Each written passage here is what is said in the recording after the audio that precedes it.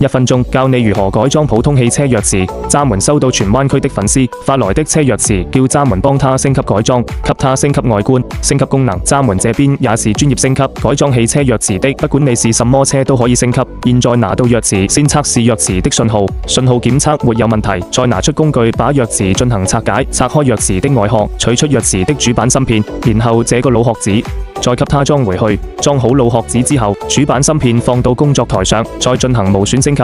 以後想要改回去，也是可以恢復回去的。所有線路給它接牢固，然後再拿出液晶鑰匙，再把主板裝到液晶鑰匙上面，去裝上主板，蓋上後蓋。現在一把全新的榮威車鑰匙就升級完成，選配了閘門這個夢幻銀色的液晶鑰匙，非常好看。升級好的鑰匙會升級，靠近車感應式車門自動解鎖，離開車也會感應式車門自動鎖車。